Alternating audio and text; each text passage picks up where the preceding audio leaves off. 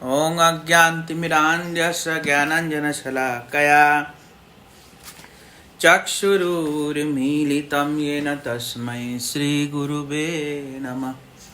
नमो विष्णुपादाय राधिकाय प्रियात्मने श्रीमद्भक्तिवेदान्त नारायणीति नामिने। श्रीकृष्ण चैतन्य प्रभु नित्यानंद श्री अद्वैत गदाधर शिवासादि गौर भक्त वृंद।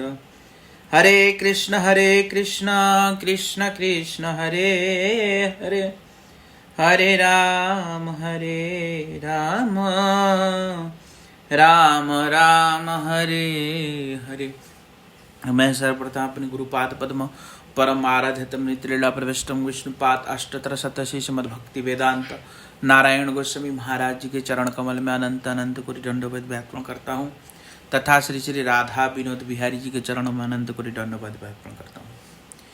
भगवद गीता श्लोक संख्या 39।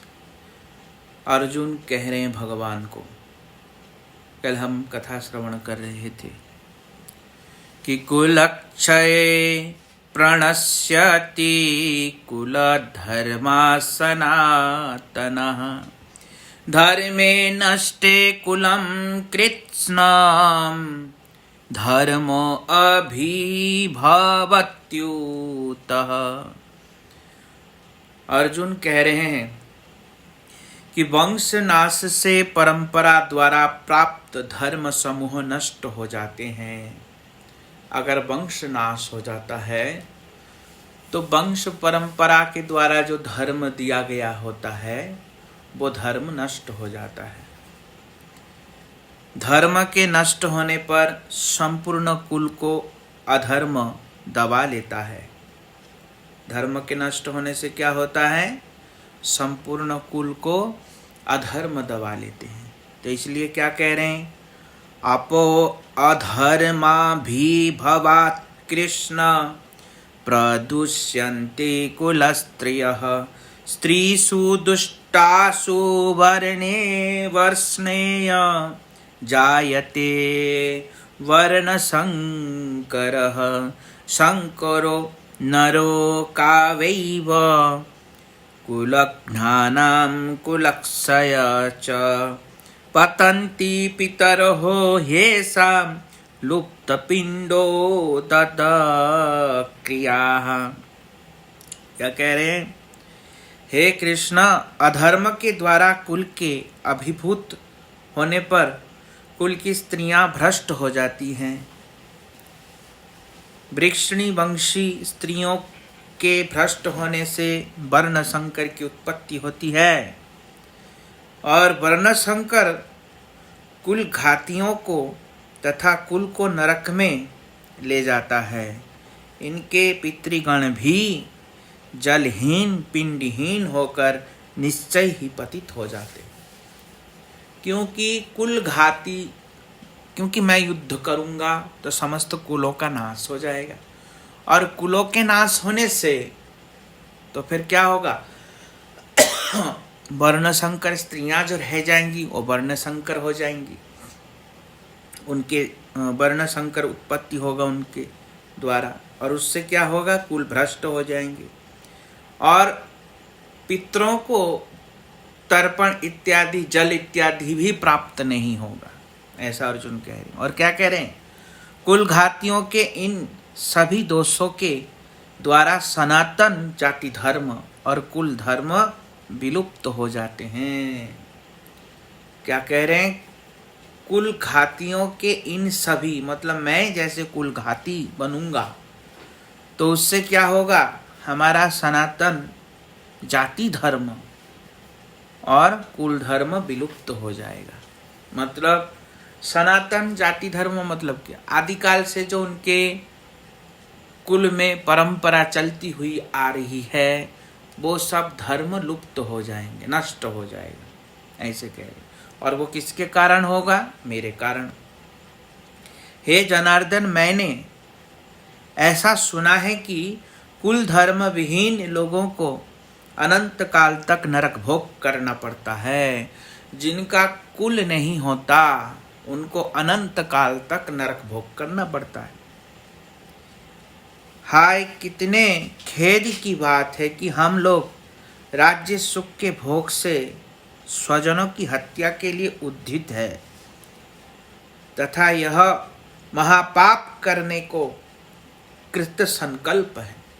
कितनी खेद की बात है कि राज्य सुख के लिए हम ये लड़ाई झगड़ा कर रहे हैं, हाँ, और अपने एक दूसरे के कुल को नष्ट करने के लिए, प्राण हत्या करने के लिए एकदम तत्पर है। ऐसा कौन कह रहे हैं? अर्जुन कह रहे हैं। शस्त्रधारी धृतराष्ट्र के पुत्रगण युद्ध में मार भी डाले तो भी यह मेरे लिए उपेक्षाकृत हितकर ही होगा। क्या कह रहे हैं?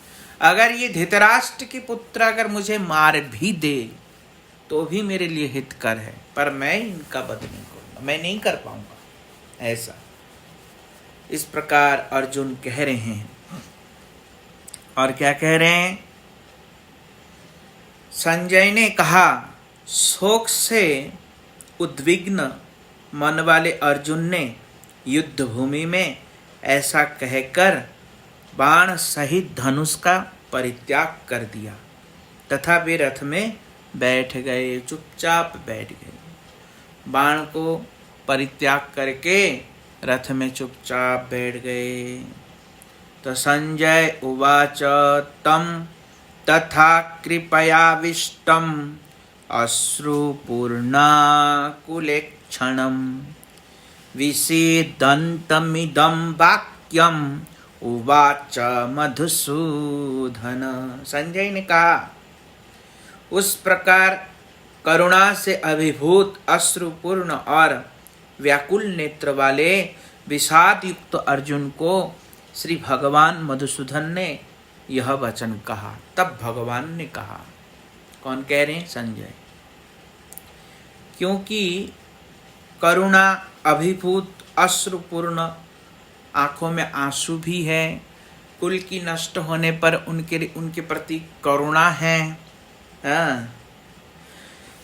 और व्याकुल भी होकर के क्या कर रहे हैं?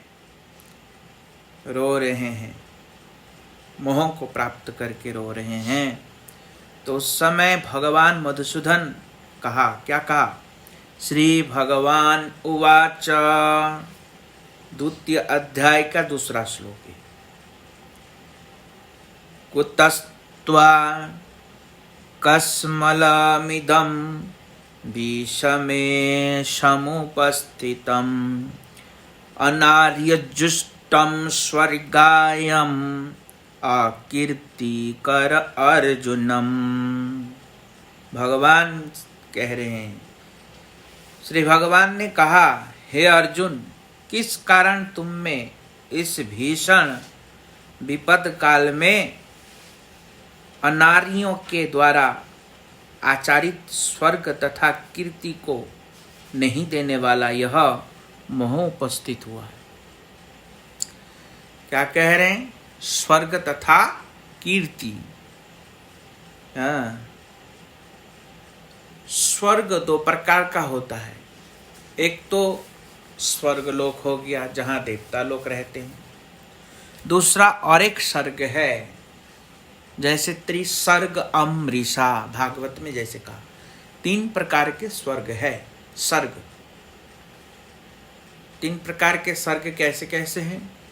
तो भगवान के वैकुंठ धाम को भी स्वर्ग कहा जाता है कहीं कहीं, इसलिए 3 प्रकार का सर्ग है। इसलिए एक जीव सर्ग है, एक माया सर्ग है, और एक चित सर्ग है।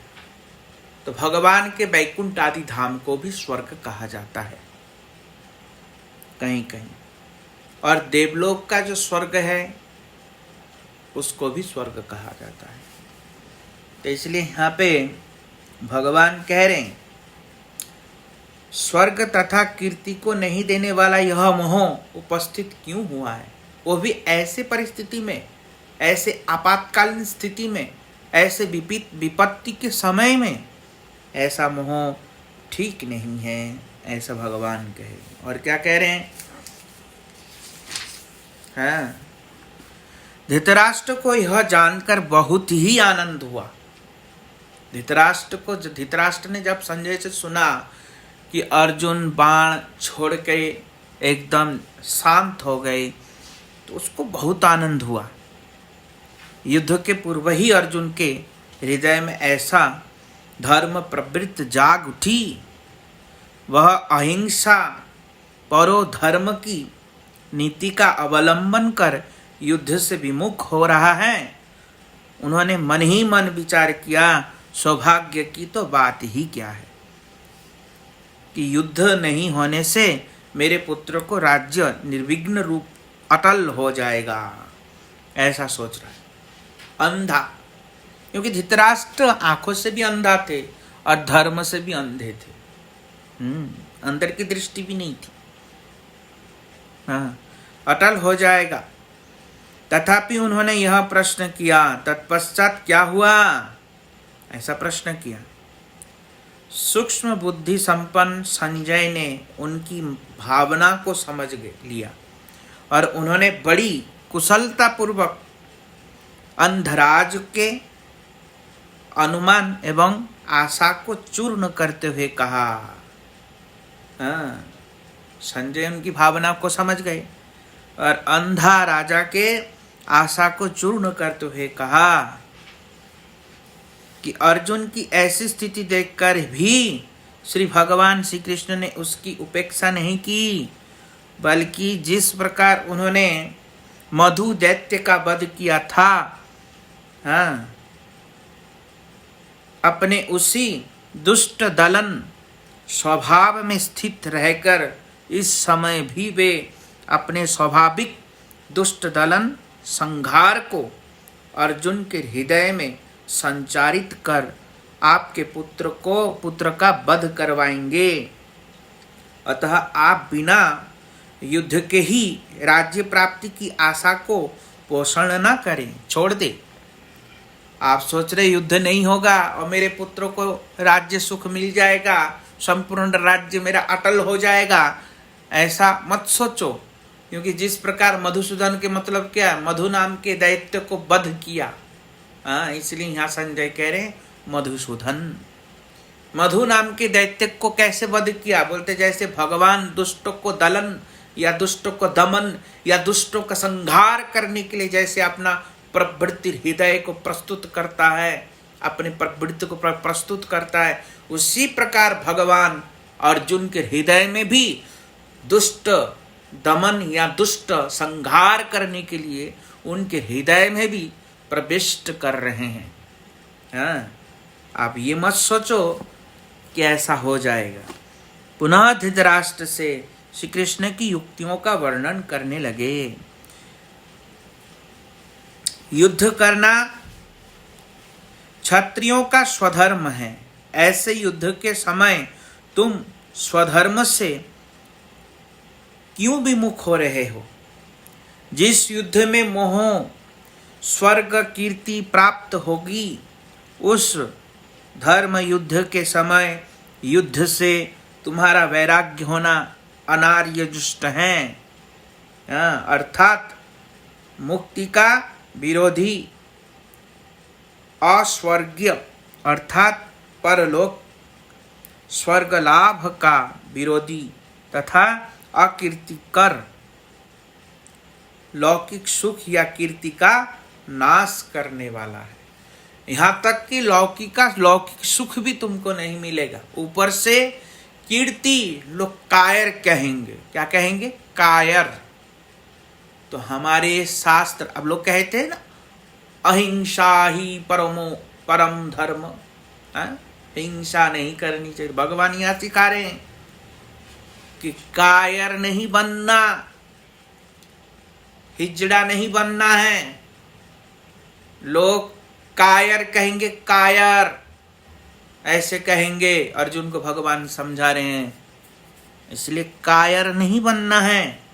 तो भगवान खुद ही सिखा रहे हैं, इसलिए कह रहे हैं श्रुति में जहां कहा और जहां भगवान ने कहा वहां भगवान की बात को मानना चाहिए, क्योंकि भगवान ही समस्त श्रुतियों का सार है। भगवान क्या है? समस्त श्रुतियों का सार है। इसलिए भगवान के बात को अनदेखा नहीं करनी चाहिए, भगवान की बात मानना चाहिए। भगवान के बात तो बिना विचार किए ही मानना चाहिए, विचार ही नहीं करना चाहिए। इसलिए शंकर जी रामायण में कहते मातन पिता गुरु हरि वचन, माता पिता गुरु हरि के वचन को बिना विचार किए ही मानना चाहिए। हाँ, विचार ही नहीं करना चाहिए वहां। हम लोग विचार करते हैं, तो इसलिए यहां पे भगवान कह रहे हैं क्या? कायर कहलाओगे, कायर। तो आज समाज, हमारा समाज क्या हो रहा है? ये गीता का उपदेश लोग पढ़ते नहीं, न सुनते हैं, न जानते हैं, क्योंकि सच बोलने वाला नहीं है। सच बोलने वाला है तो सुनने वाला नहीं है, सुनने वाला है तो सुनाने वाला नहीं है। तो इसलिए ये सब हम जान ही नहीं पाते हैं। इसलिए गीता को अच्छी तरीके से पठन करना चाहिए, समझना चाहिए। तो वंशा कल्पतरुभ्यश्च कृपा सिंधु परिवेश परितानं पावनं।